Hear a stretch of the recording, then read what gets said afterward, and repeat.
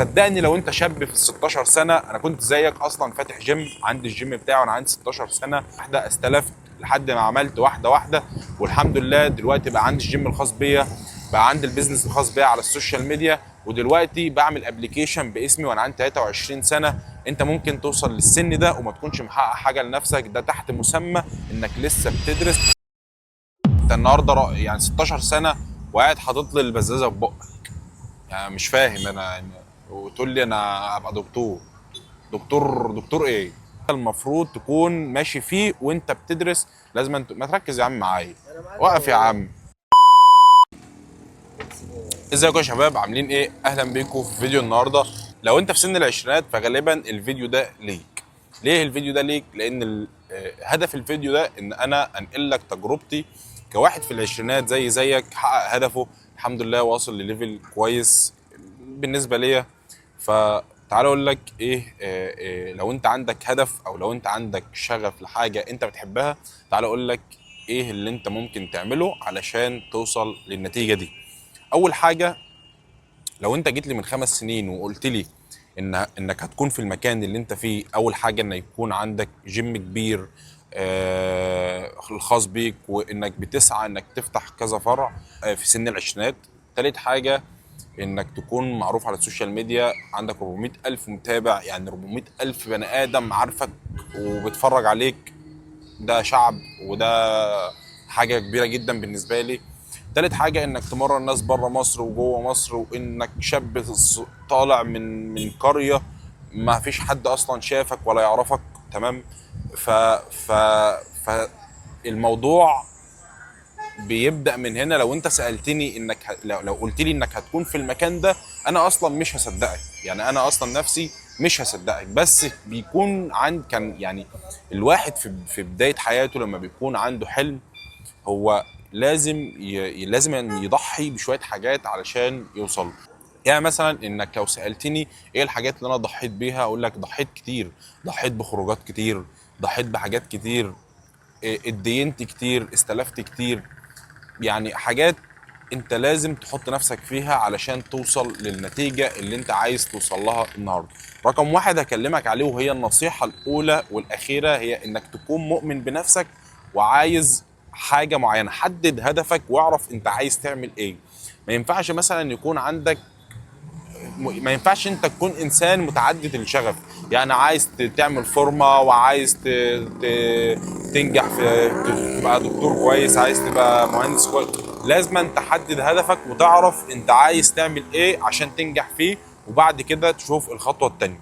فمن ضمن الحاجات اللي خلتني استمر في الحاجة اللي أنا فيها وأكون دايما رقم واحد فيها، هي إن أنا بكون بحدد هدفي، وأكون محدد هدفي من الحاجة اللي أنا عايزها. أنا مثلا عايز أكون جيم رقم واحد، فهنا عندي هدف إن أنا أكون جيم رقم واحد.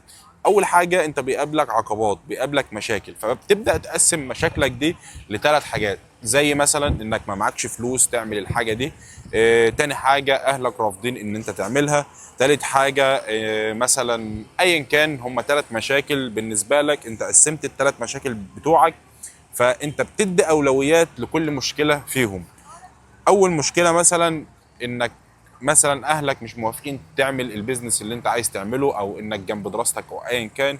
فهنا دي مشكله ما ينفعش اتراكم مع الم الثلاث مشاكل وابقى باصص لهم، لا، لازم أنا الم كل مشكله لوحدها واخلص منها، وبعد كده انتقل على المشكله الثانيه واحلها، وبعد كده انتقل على المشكله الثالثه واحلها. وصدقني لو قسمت مشكلتك، انت بتكون شايفها من بره مشكله كبيره جدا، بس لو انت قسمت مشكلتك لمراحل انك تخلص من الاولى تنتقل للثانيه، هتيجي تبص هتلاقي اول مشكله بالنسبه لك اتحلت.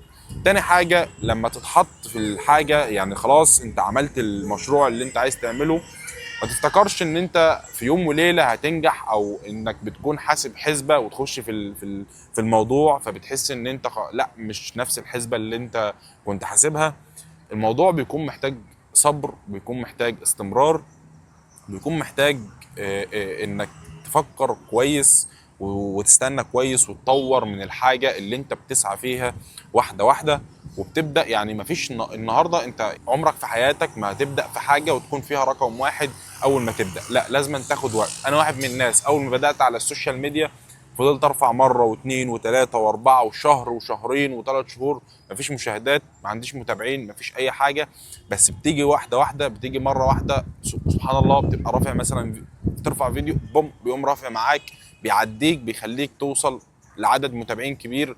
وده ايه، من فيديو واحد او من فيديوهين او من 3 فيديوهات بعد ما كنت بتنشر كتير. بس طبعا النشر اللي انت بتنشره ده مش في الفاضي، لا ده كل فيديو بيعلمك حاجه، الفيديو التاني بيعلمك حاجه تانية، لحد ما خلاص بتتاقلم وبتخش في مود الحاجه وبتبقى متمكن 100% انك هتعمل الحاجه دي وتكون بالنسبه لك سهله. فما فيش اي حاجه هتبقى سهله بالنسبه لك، لازم تستمر فيها، ولازم يكون عندك خطه واضحه انك تكون ماشي عليها عشان توصل لنتيجه. صدقني لو انت شاب في ال 16 سنه، انا كنت زيك اصلا فاتح جيم، عندي الجيم بتاعي وانا عندي 16 سنه، ما خدتش فلوس من اهلي، مفيش الكلام ده خالص، تسعه واحده واحده استلفت لحد ما عملت واحده واحده، والحمد لله دلوقتي بقى عندي الجيم الخاص بيا، بقى عندي البيزنس الخاص بيا على السوشيال ميديا، ودلوقتي بعمل ابلكيشن باسمي وانا عندي 23 سنه. انت ممكن توصل للسن ده وما تكونش محقق حاجه لنفسك، ده تحت مسمى انك لسه بتدرس. صدقني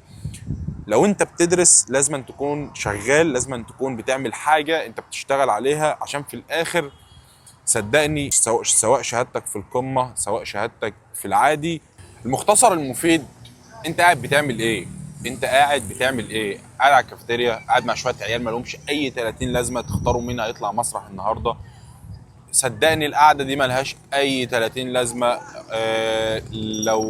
لو بص على نفسك بعد 5 6 سنين هتلاقيك قاعد نفس القعده، هتلاقيك ما بتعملش اي حاجه. لازم تبدا تشتغل على نفسك وما تكبرش انك تشتغل على نفسك. ابدا اتعلم. هتقول لي اتعلم ايه؟ هقول لك ممكن تتعلم مونتاج مثلا، ممكن تتعلم برمجه مثلا، محمد بيقول برمجه، ممكن تتعلم اي حاجه على السوشيال ميديا هي اللي جايه. اعمل محتوى على السوشيال ميديا، المهم انك تشتغل وتشوف اي حاجه تعملها جنب دراستك وجنب شغلك. لان صدقني انا بشوف ناس كتيره جدا قاعده على الكافيتريات، عيال عندها 16 سنه، عيال عندها 15 سنه، قاعده بتشرب معسل، تشرب شيشه، تشرب سجاير. انت فين وانت رايح ايه؟ انت تحت مسمى انك بتدرس، عايز تخش طب ولا عايز تخش على الخرا فوق دماغك؟ مش هتستفاد ايه يعني؟ هتستفاد ايه؟ انت النهارده يعني 16 سنه وقاعد حاطط لي البزازه في بقك، يعني مش فاهم انا يعني. وتقول لي انا ابقى دكتور؟ دكتور ايه؟ انت فاهم؟ مش هتوصل لحاجه، مش هتوصل، اخرك دكتور معفن بتاخد راتب معفن، مش هتستفيد منه بحاجه. انت فاهم؟ بس يا عم 5000 جنيه بس. فالمختصر المفيد اشتغل، اشتغل يا عم، يلا اقفل يا عم، اقفل يا عم بتاع